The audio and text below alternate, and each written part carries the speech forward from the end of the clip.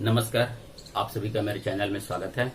आज हम लोग कक्षा 8 का गणित जो हम लोग पहले से पढ़ते आ रहे हैं उसका अध्याय 2 वर्ग एवं वर्गमूल। तो ये दूसरा अध्याय है। दूसरा अध्याय का हम लोग प्रश्नावली 2.4 को कर रहे थे। उसमें क्वेश्चन नंबर 4 तक हम लोग कर लिए हैं। यदि आप नहीं देखे हैं तो आप पीछे का वीडियो देख लीजिएगा। हम डिस्क्रिप्शन में और आई बटन पे लिंक दे देंगे। तो आइए हम लोग क्वेश्चन नंबर 5 से शुरू करते हैं। क्वेश्चन नंबर 5 कहता है वह सबसे छोटी वर्ग संख्या ज्ञात कीजिए जो दिए गए प्रत्येक संख्या से विभाजित हो। कहने का मतलब है वह वर्ग संख्या निकालना है, ठीक है, जो ये संख्या से सबसे कट जाए, 8 से, 12 से, 15 से, 20 से। दूसरा क्वेश्चन है 4, 9 एवं 10 से कट जाए। तो हम पहले पहला वाला को सॉल्व करते हैं। देखिए, ये कहता है जो प्रत्येक संख्या से विभाजित हो। तो जहां पर ये लिखा होगा ना कि प्रत्येक संख्या से विभाजित हो और अलग अलग संख्या दिया हो, तो हम लोग सबसे पहले हम लोग उसका लॉसर या एलसीएम ज्ञात करते हैं। तो हम लोग यहां पे लिखेंगे 8, 12, 15 एवं 20 का लॉसर बराबर या एलसीएम बराबर।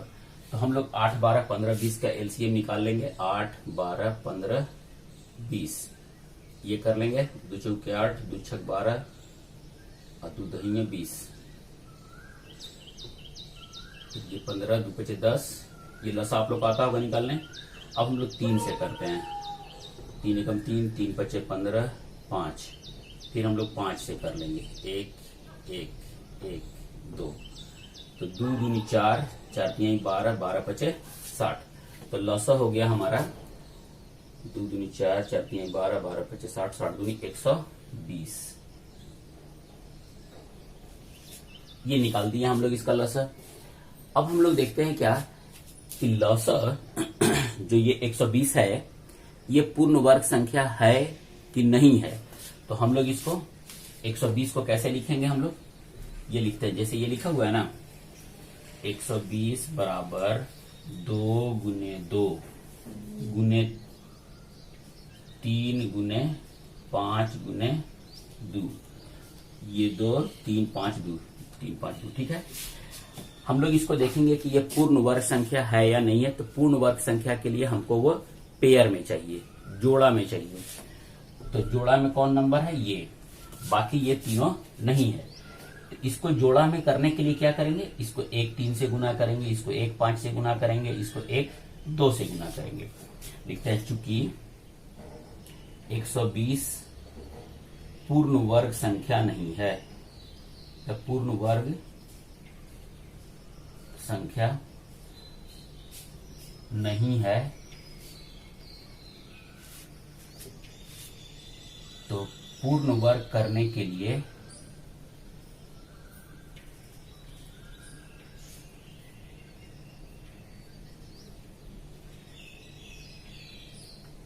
तो हम लोग इसको ध्यान देंगे ना कि ये युग्म में नहीं है। तो युग्म में कौन कौन नहीं है? 3, 5, 2। तो उसको युग्म में करने के लिए 3, 5, 2 से गुना कर देंगे हम लोग। पूर्ण वर्ग करने के लिए मतलब युग्म बनाने के लिए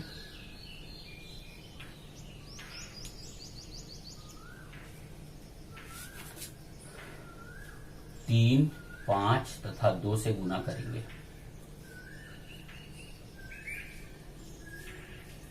गुणा करेंगे। तो हम लोग इसको करते हैं, लिखते हैं 2 गुने 2, ये जोड़ा है, गुने 3, इसको 3 से गुना कर दिए, गुने 5, इसको भी 5 से, फिर गुने 2 गुने 2। तो अब हम लोग देखेंगे कि ये संख्या कितना हो गया। ये पूर्ण वर्ग हो गया। तो ये हो गया 4, तो 3 पचे 15, 15 दूनी 30, 30 से हम लोग गुना कर देते हैं 120 को 30 से। तो ये हो गया हमारा 3600, ठीक है। तो ये कितना हो गया? 3600। तो यहां हमारा पूछा था वह सबसे छोटी वर्ग संख्या ज्ञात कीजिए। तो ये पूर्ण वर्ग संख्या है। जो दिए गए प्रत्येक संख्या से विभाजित हो। तो ये मेरा आंसर हो जाएगा 3600। क्लियर है? इसमें हम लोग जब भी ऐसा क्वेश्चन होगा कि पूर्ण वर्ग संख्या निकालिए जो ये संख्या से विभाजित हो, तो वैसी परिस्थिति में हम लोग लॉसा निकाल लेंगे। लॉसा निकालने के बाद हम लोग उसको पूर्ण वर्ग संख्या में परिणत करेंगे। हम लोग पहले उसको पूर्ण वर्ग संख्या बना दिए, मतलब जो संख्या का पेयर नहीं था उसको पेयर बना दिए हम लोग, और जो गुना करने पर जो आएगा वही मेरा आंसर हो गया। तो सबसे छोटी संख्या होगी 3600, जो ये से विभाजित हो जाएगी। तो हम लोग इसका क्वेश्चन नंबर 5 का पहला का तो देख लिया सोल्यूशन। सेम इसी तरीके से दूसरा का सोल्यूशन आप खुद निकालिएगा, ठीक है? यदि नहीं निकलेगा तो आप कमेंट बॉक्स में लिखिएगा, हम उसके लिए अलग से या तो वीडियो बना देंगे या आपके कमेंट बॉक्स में ही बना करके भेज देंगे। तो आइए हम लोग क्वेश्चन नंबर 6 देखते हैं। नंबर 6 कहता है, एक विद्यालय में कक्षा 8 के सभी विद्यार्थियों ने प्रधानमंत्री राष्ट्रीय कोष में 1764 रुपया दान में दिए। ये लोग दान में दिया कितना? 1764 रुपया। प्रत्येक विद्यार्थी ने उतने ही रुपये दान में दिए जितने कक्षा में विद्यार्थी थे। कक्षा के विद्यार्थियों की संख्या ज्ञात करें। हम लोग इसको समझते हैं दूसरे तरीका से। देखिए, मान लीजिए मेरे कक्षा में 10 विद्यार्थी है, ठीक है? तो कितना कितना रुपया वो लोग देगा इकट्ठो? बोला कि जितना कक्षा में विद्यार्थी है एक बच्चा उतना ही देगा। जैसे मान लीजिए 10 बच्चा था टोटल, तो एक बच्चा कितना देगा? 10 रुपया। तो दूसरा का कितना देगा? 10। इस तरह से 10-10 रुपया सारे लोग देंगे। तो टोटल रुपया कितना हो गया? 10 गुने 10। क्लियर है? इसको हम लोग क्या लिख सकते थे? 10 का स्क्वायर। अब चलिए, अब फिर इसको हम लोग दूसरा एग्जांपल समझते हैं।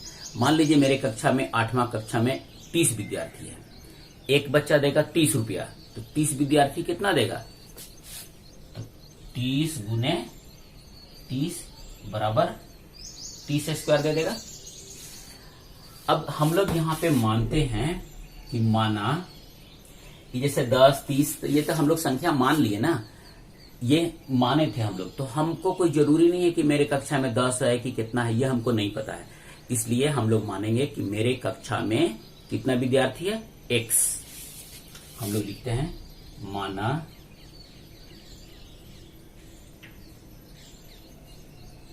कक्षा में विद्यार्थियों की संख्या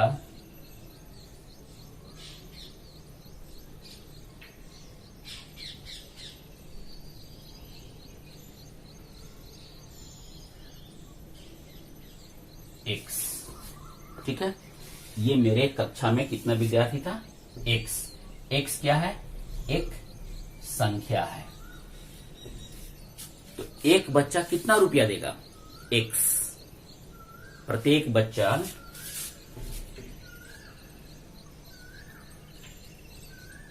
प्रत्येक विद्यार्थी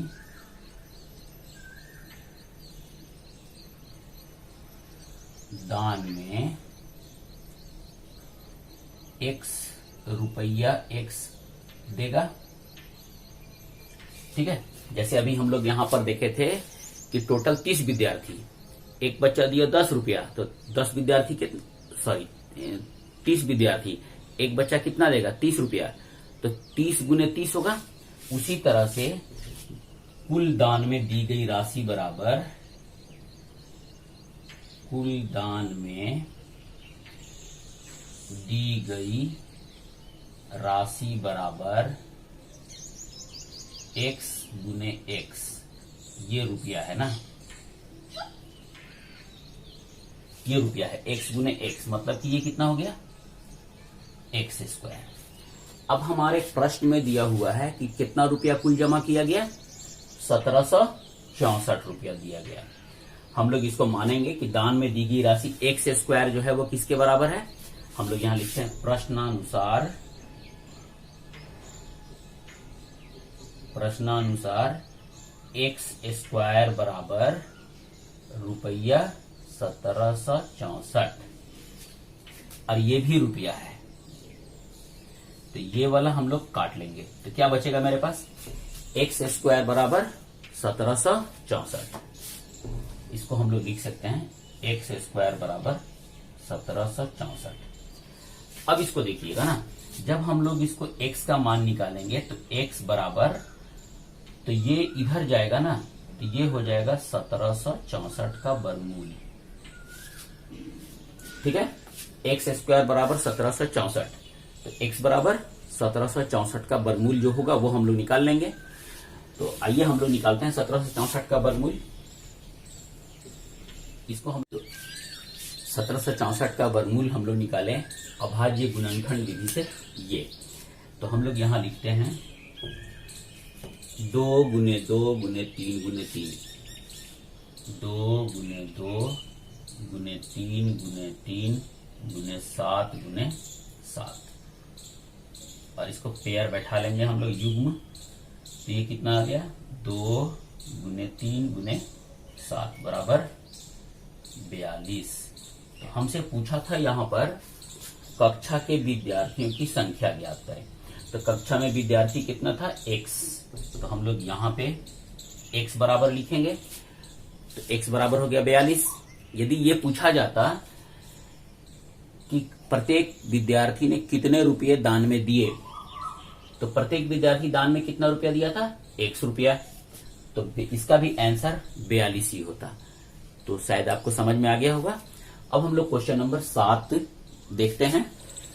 क्वेश्चन नंबर 7 है, शमसुल ने एक विद्यालय में विद्यार्थियों के बीच टॉफियां बांटी। तो ये लाइन से हम लोग को कोई लेना देना नहीं है। दूसरा देखिएगा, टॉफी बांटने के लिए विद्यार्थियों को पंक्तियों में खड़ा किया गया। कैसे खड़ा किया गया, पंक्ति में। प्रत्येक पंक्ति में उतने ही विद्यार्थी हैं जितनी पंक्तियों की संख्या है। अब इस लाइन को पहले हम लोग समझेंगे कि प्रत्येक पंक्ति में उतने ही विद्यार्थी हैं जितनी पंक्तियों की संख्या है। मान लीजिए हम लोग टोटल पंक्ति बनाए हैं 5 ठो, तो एक पंक्ति में कितना बच्चा होगा, 5।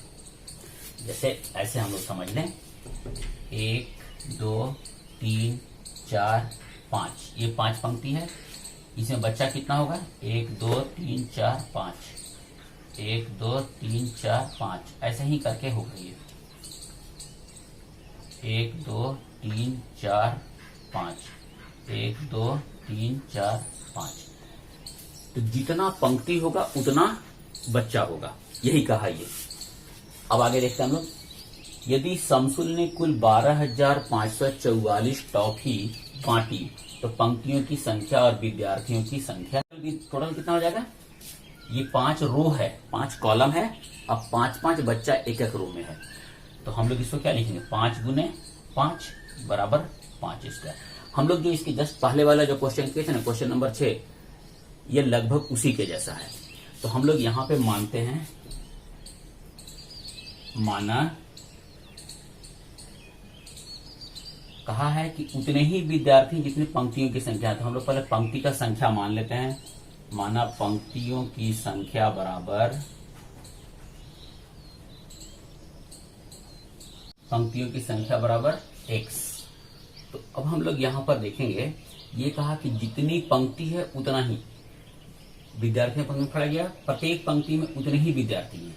तो हम लोग लिखते हैं प्रत्येक पंक्ति में विद्यार्थियों की संख्या, पंक्ति में विद्यार्थियों की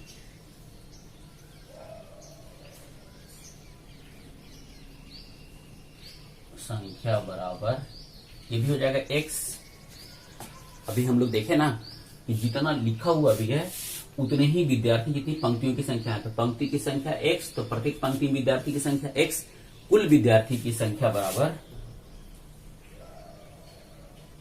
कुल विद्यार्थी की संख्या,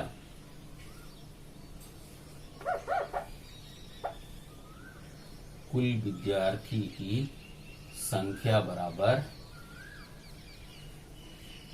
जितना टॉफी बांटा वही होगा, टॉफी की संख्या। बराबर x, ऐसे। कुल विद्यार्थी कितना हो गया, x गुने x, एक रो में x, दूसरा रो में x, 2x, ऐसे करके चलेगा। लेकिन यदि वो कहता है कि जितना रो है उतना ही विद्यार्थी है, तो x रो है तो x गुने x विद्यार्थी, तो कुल विद्यार्थी की संख्या बराबर टॉफी की संख्या के बराबर होगा। माने कुल विद्यार्थी की संख्या बराबर टॉफी की संख्या।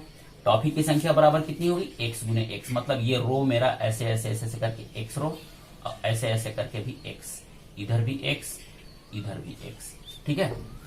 तो इसका मतलब हो गया कि ये मेरा, इसको हम लोग लिखेंगे x स्क्वायर। अब कहता है कि कुल टॉफी की संख्या कितना लिखें, प्रश्नानुसार, ठीक है, x स्क्वायर बराबर कितना का है, 12,544 का।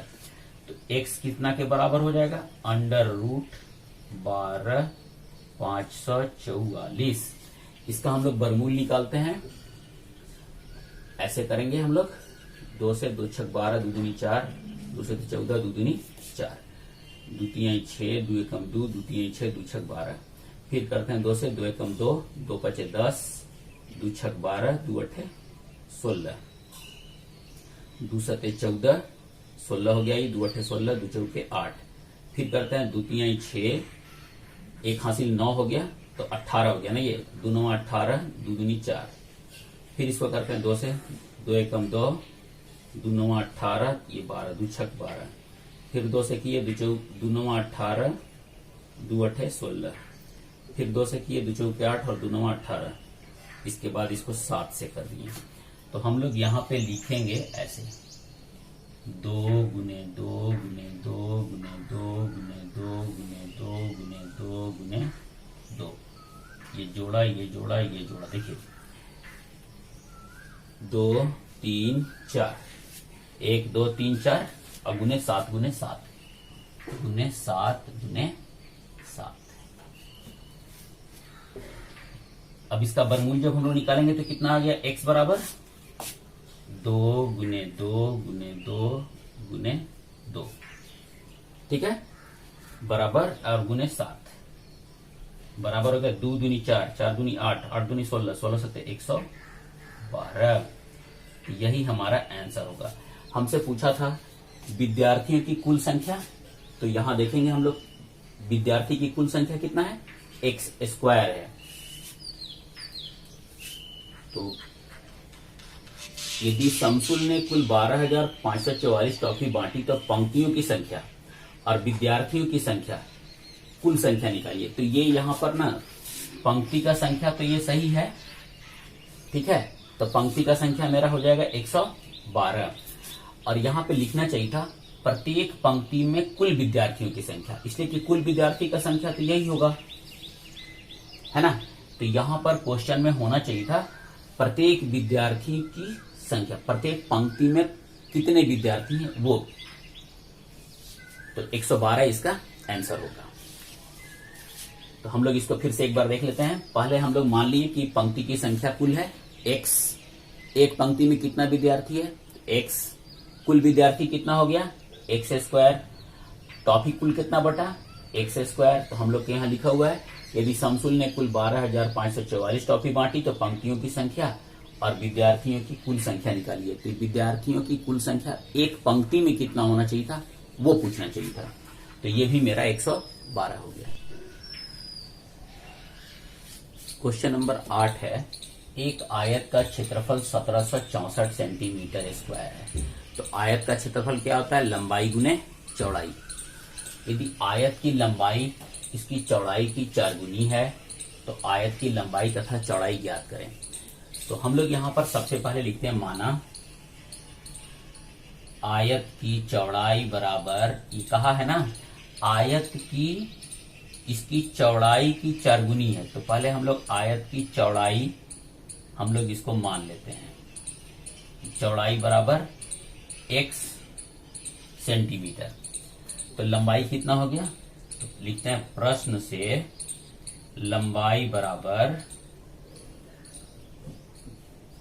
ये कहा है कितनी है, 4 गुनी है, 4 गुने x मतलब 4x सेंटीमीटर।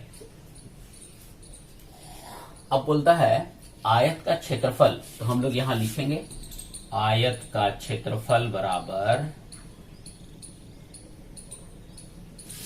लंबाई इंटू चौड़ाई, लंबाई गुने चौड़ाई बराबर x गुने 4x। ये दिया हुआ है कितना, ये इतना सेंटीमीटर गुने सेंटीमीटर है ना, हम लोग इसको ऐसे नीचे लिख देते हैं। आयत का क्षेत्रफल ये दिया हुआ है हम लोग को 1764 सेंटीमीटर स्क्वायर। लंबाई कितना है 4x, ये सेंटीमीटर इंटू x सेंटीमीटर। तो इसको हम लोग और लिख सकते हैं 4x into x centimetre square, और इधर है 1764 सेंटीमीटर स्क्वायर। इन दोनों तरफ से हम लोग ऐसे काट लेंगे, ठीक है। अब हम लोग देखते हैं क्या, ये मेरे पास कितना आ गया 4x into x, 4x square बराबर 1764, तो x स्क्वायर बराबर 1764 बटा हम लोग कर लेते हैं 4, ये 4 गुना है ना, इधर आएगा भागा हो जाएगा। तो हम लोग यहाँ पर काटेंगे इसको, 4 चौके 16, 4 चौके 16, 4 एकम 4, x स्क्वायर बराबर हो गया मेरा 441। तो x बराबर अंडर रूट 441, ठीक है। तो आयत का क्षेत्रफल दिया हुआ था 1764 सेंटीमीटर स्क्वायर, इसको हम लोग लिखे 4x centimetre into x centimetre. तो ये हो गया हमारा 4x square centimetre, 4x square बराबर 1764। तो x स्क्वायर बराबर कितना हो गया, ये हम लोग देखेंगे। x स्क्वायर बराबर हो गया हमारे 441, तो x बराबर इसका अंडर रूट कर देंगे। 441 का जब हम लोग वर्गमूल निकालेंगे तो हम लोग इसको लिखते हैं ऐसे, 3 से किए पहले, 3 एकम 3, 3 चौके 12, 3 सत्ते 21, फिर 3 से किए, 3 चौके 12, 3 नवा 27, और ये 7 से। तो हम लोग इसको लिखेंगे, हम लोग यहां चले आते हैं ना, x बराबर 3 गुने 7 गुने 7। तो ये पेयर 3 गुने 7 मतलब 21 सेंटीमीटर, ठीक है। हम लोग यहां पर देखें x क्या आया मेरा 21, और यहां x को क्या माने थे सेंटीमीटर में, इसलिए हम लोग यहां पे लिखे 21 सेंटीमीटर। तो पूछा हमसे आयत की लंबाई तथा चौड़ाई ज्ञात कीजिए, तो x क्या था चौड़ाई, तो हम लोग यहां पर लिखें, इसलिए चौड़ाई बराबर 21 सेंटीमीटर और लंबाई बराबर कितना हो गया, लंबाई आप देखिएगा ये लिखा हुआ है 4 इंटू एक्स, तो 4 इंटू 21 मतलब 84 सेंटीमीटर, यही हो गया आंसर। चौड़ाई 21 सेंटीमीटर, लंबाई 84 सेंटीमीटर, ठीक है। यहां हम लोग का ये एक्सरसाइज 2.4 यहीं पे समाप्त होता है। तो यदि आपको मेरा ये वीडियो अच्छा लगा हो तो प्लीज लाइक शेयर जरूर कीजिएगा, कमेंट जरूर कीजिएगा यदि इसमें कोई त्रुटि हो तो, और यदि आप मेरे चैनल पर नए हैं तो प्लीज मेरे चैनल को सब्सक्राइब जरूर कीजिएगा। पूरा वीडियो देखने के लिए बहुत बहुत धन्यवाद।